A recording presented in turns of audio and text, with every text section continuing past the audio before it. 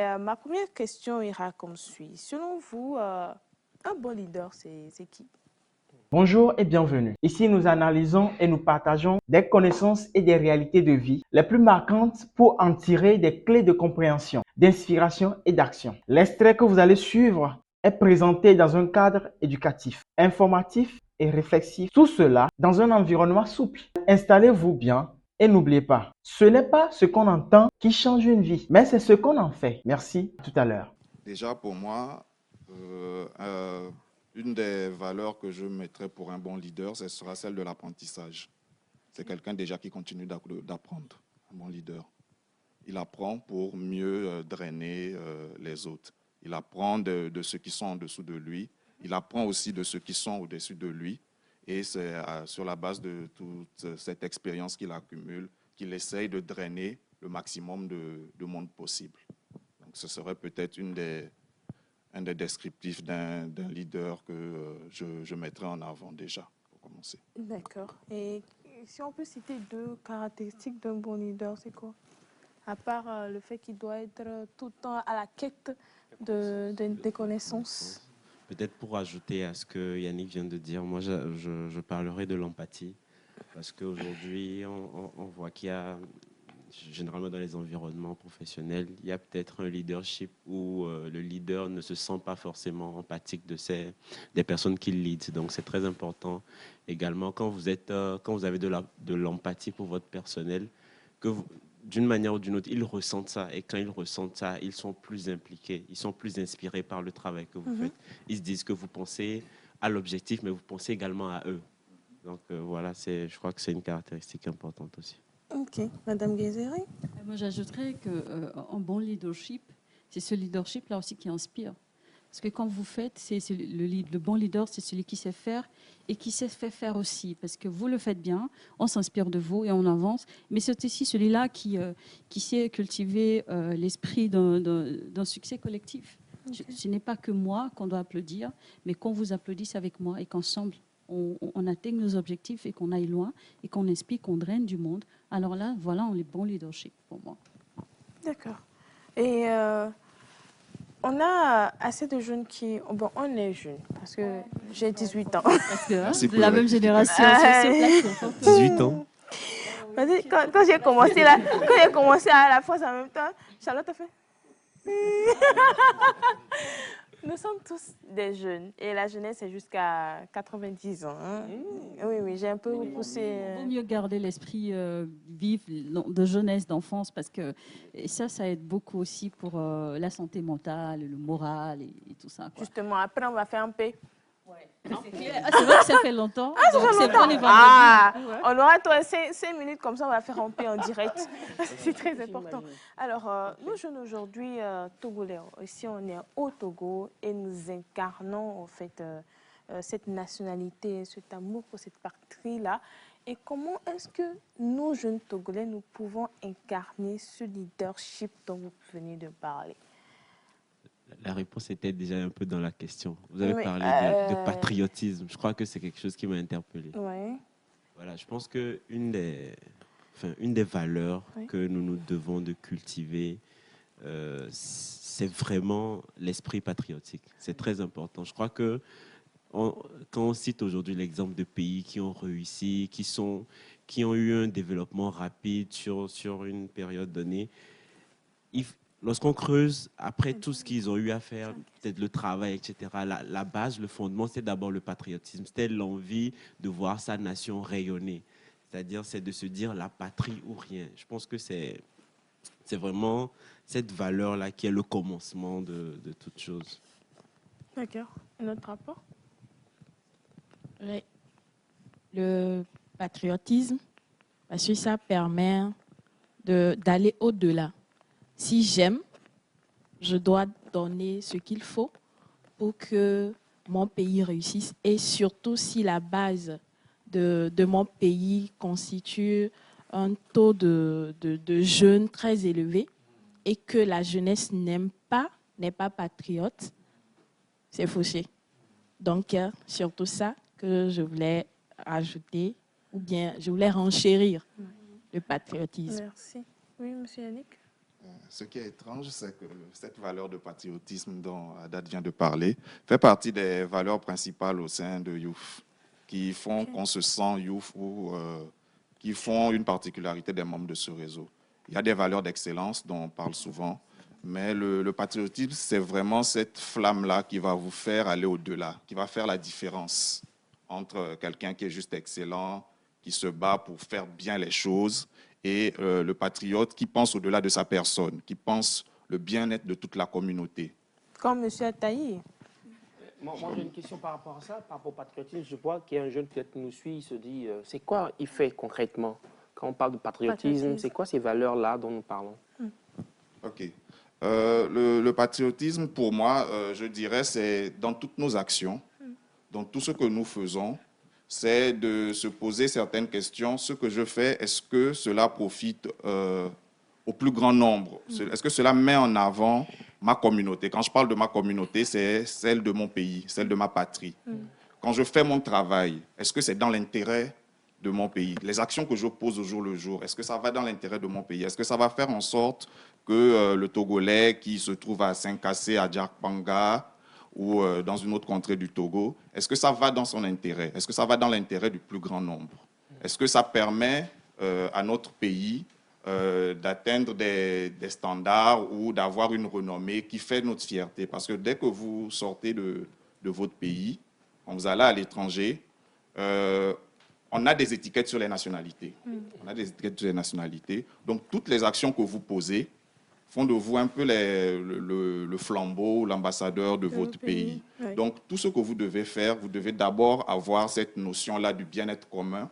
Et quand vous le faites, même dans au plus petit poste, que vous soyez un gardien, que vous soyez un directeur, que vous soyez un ambassadeur, quand vous pensez toujours au bien-être commun, au bien-être de la nation, ça change en même temps votre façon de faire. Ça change votre façon de travailler. C'est ce sentiment-là qui vous permet de faire des heures supplémentaires en vous disant ce que je le fais, ce n'est pas pour moi uniquement, mais je le fais pour le bien-être de tous. Quand je fais une heure supplémentaire peut-être à l'hôpital ou quand je fais une heure supplémentaire à l'école, je ne le fais pas pour moi, mais pour le bien-être de tous. Et je pense que c'est quelque chose qui est très important.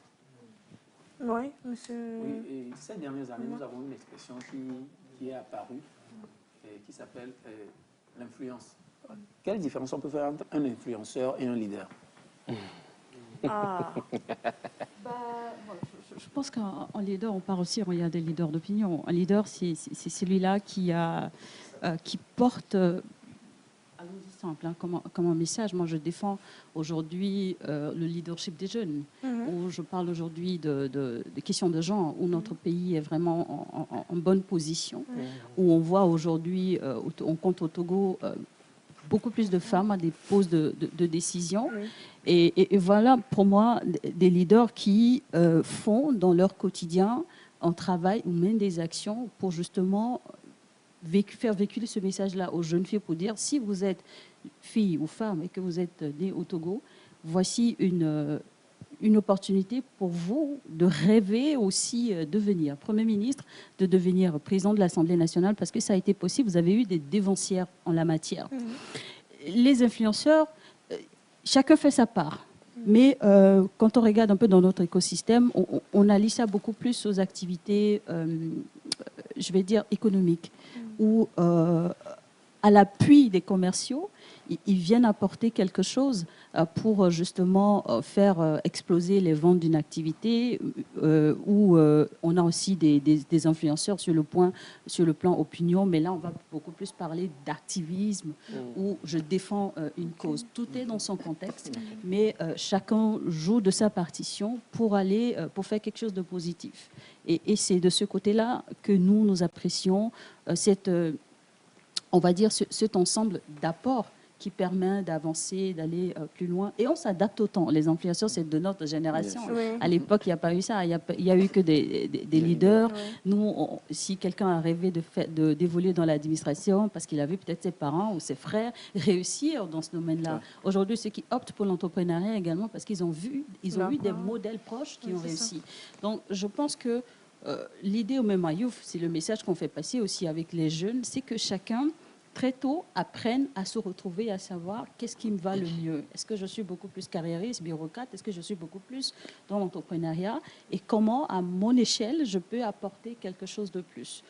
Moi, je suis vraiment fière, que ce soit sur le plan national ou à l'international, quand on a la chance de sortir, de croiser des Togolais, qu'on vous dise, mais waouh, vous faites quelque chose d'extraordinaire. Et on a des modèles aujourd'hui. Hein. Oui, moi, je vois, et c'est pourquoi j'apprécie beaucoup ce que les associations font, parce qu'ils donnent l'opportunité aux jeunes de se former, de faire leur premier pas de leadership en prenant des décisions, mais aussi en menant des actions concrètes. Quand je prends la journée du 1er juin, par exemple, qui nous également nous tient beaucoup à cœur, à Youf, où on contribue à cette politique de reboisement, où il faut planter des arbres, il faut aussi en prendre soin. Et quand on s'y retrouve, on voit des jeunes décider d'abord, parce que c'est d'abord une décision personnelle. C'est ça aussi, oui, de responsabilité. Prendre des responsabilités, de se dire, personne ne m'y oblige. Mais je le fais parce que je comprends l'importance et je vois que c'est utile pour ma communauté. Alors là, je le fais. Et le leadership, c'est comme ça qu'on apprend petit à petit à vraiment gravir les échelons, à l'apprendre. Parce que voilà, chaque décision porte aussi son lot de doutes, de risques, de responsabilités. Donc je pense que chacun joue son rôle dans son contexte et fort heureusement, on avance avec ça. Super. Et peut-être un petit point aussi que j'aimerais rajouter, c'est qu'aujourd'hui, on a beaucoup d'influenceurs dans notre écosystème au Togo qui ont une certaine visibilité, même à l'étranger, à l'extérieur, tout ça.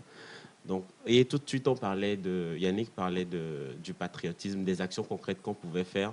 En particulier, c'est dans les petites actions de pouvoir honorer sa patrie, de pouvoir mettre en avant, etc. Donc, moi, je pense que c'est deux choses que, si on allie, ça peut être vraiment bénéfique pour notre pays. C'est-à-dire que quand on a de l'influence et qu'on est capable de porter notre drapeau, d'amener les gens, quand je dis les gens, les étrangers, à s'intéresser à notre pays, on ne peut pas être plus fier de soi qu'autre chose. C'est-à-dire, c'est bien d'être influenceur, c'est bien de pouvoir créer du contenu qui intéresse les gens, mais c'est encore mieux d'y apporter un sens et d'amener un pays à rayonner à travers ce qu'on fait. Moi, vraiment, j'aimerais profiter pour inviter vraiment les influenceurs à faire le branding de leur pays. Et c'est par là, hein, aujourd'hui, on a des exemples très concrets.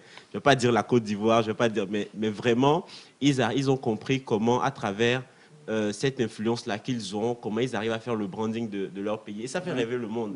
Donc, je pense que c'est quelque chose que nous aussi, on peut faire. On a des gens qui sont très connus, qui sont très suivis. Parfois, je suis vraiment étonné de voir que dans la sous-région, je ne vais pas citer de nom, mais des gens sont vraiment très suivis. Mais il suffirait qu'ils, dans leur contenu, de manière subliminale, qu'ils arrivent à vendre le pays pour que des gens s'y intéressent. Ça fait monter le tour. Et c'est bénéfique pour nous tous. Et je pense que c'est ça un peu Je pense aussi.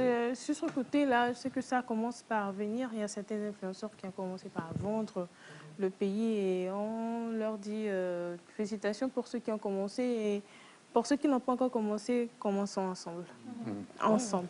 Oui, Madame Armande? Moi, j'ai une question. On parlait d'influenceurs qui aspirent aussi à être des leaders, des jeunes qui veulent être des leaders. Moi, je me demande quels sont les rôles spécifiques en fait que ces jeunes-là ou ces influenceurs-là pourraient incarner pour pouvoir apporter quelque chose de nouveau au développement du Togo. Okay. Très belle question. Chacun a sa partition à jouer dans le développement de notre pays. Si je continue sur la lancée de M. Haddad, il a tout à l'heure parlé d'un aspect qui est important dans toute la sous-région actuellement, c'est le tourisme. Le tourisme, c'est quelque chose qui est transversal, qui permet à tous les acteurs d'une chaîne de se faire un peu de blé, si on peut parler ainsi. Donc, quand vous avez, par exemple, des influenceurs qui se mettent à vendre la destination de votre pays, parce qu'on ne se trompe pas, chacun vend son pays. Chacun le vend et de la meilleure des manières. Quel que soit le pays où vous irez, vous trouverez des bons et des mauvais côtés. Donc, tout ce que les gens font, c'est de vendre le bon côté. Pouvoir attirer le maximum de personnes à venir vers vous, vers votre destination. Et là, quand vous faites ce genre d'influence qui permet de faire le branding de votre pays, indirectement, vous contribuez à son développement parce que vous aurez des gens qui auront envie de venir voir ce que vous présentez. Et quand ils viennent depuis l'aéroport, les vendeuses, les hôtels, les gozem, les taximans, etc. Vous avez toute une chaîne qui profite de cela. Ça, c'est un apport concret de ce qu'une influence, de ce que quelqu'un peut apporter à son pays dès qu'il allume sa caméra. C'est déjà un aspect, ça. Un autre aspect aussi à prendre en compte, c'est peut-être celui dans lequel on met en avant, pas forcément côté touristique, mais ça peut être des capacités ou un savoir-faire qui existe dans votre pays.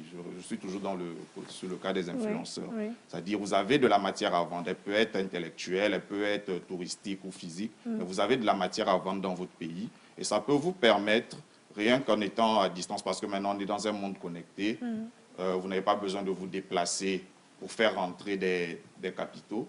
Donc, il y a des opportunités. Il y a des opportunités que la jeunesse doit saisir en se basant sur tout ce qui est digital, réseaux sociaux et autres. Il y a des opportunités qu'on peut saisir pour contribuer au développement de nos pays. Moi, je connais des entreprises en ligne, des gens qui sont basés au Togo, qui ne sont peut-être jamais allés à l'extérieur, mais rien qu'en vendant leur savoir-faire sur l'Internet, ils ont des entreprises qui font rentrer des capitaux de l'étranger. Ils font, par exemple, de la prestation de services pour des boîtes qui sont en Europe, aux États-Unis, et qui font rentrer des capitaux. Donc, il y a plusieurs façons de contribuer au développement de notre pays en utilisant tout ce qui est outils digital et autres, et en utilisant cette influence ou cette visibilité qu'on peut avoir à l'extérieur. Je vais laisser mes collègues aller sur d'autres aspects.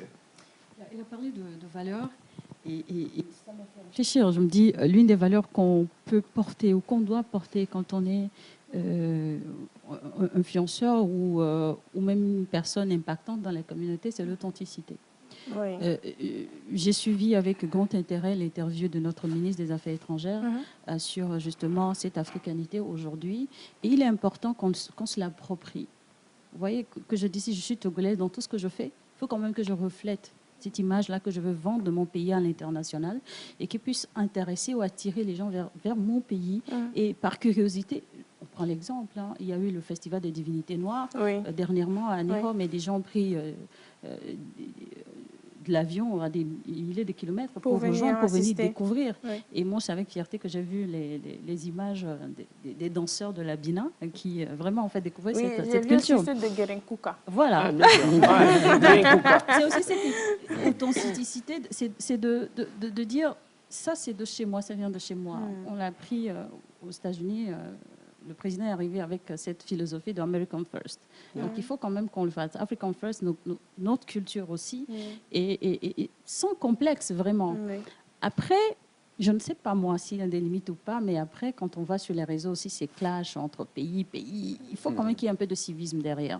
Qu'on soit vraiment responsable de se dire que quand je m'affiche avec soit le drapeau de mon pays ou soit avec tout ce qui a trait à mon pays, que je me dise que j'ai la responsabilité de faire bien et pour ne pas nuire.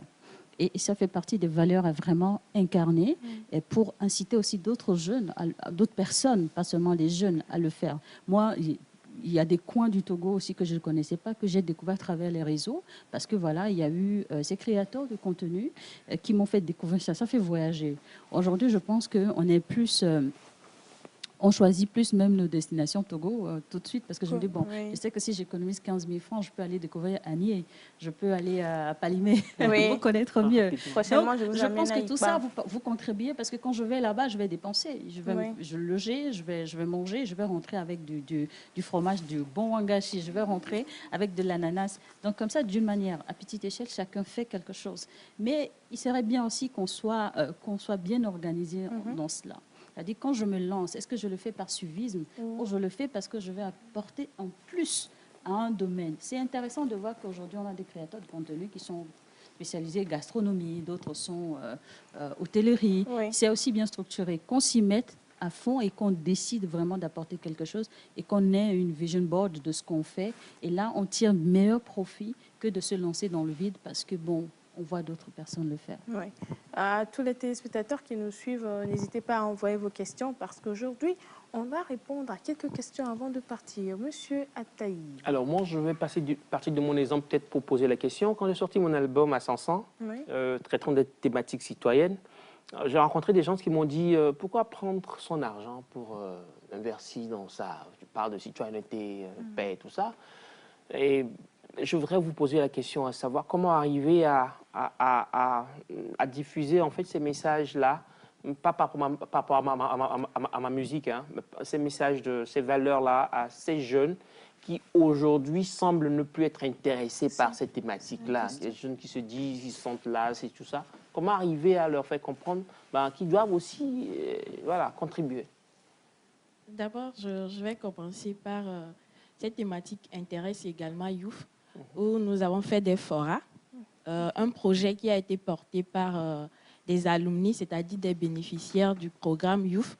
Donc, les forats, c'était plus des thématiques sur la citoyenneté, le patriotisme, les valeurs civiques, où on a parcouru un peu, on a fait fora Lomé, fora Sokodé, fora Takpamé, et on a fait fora Kpalimé également.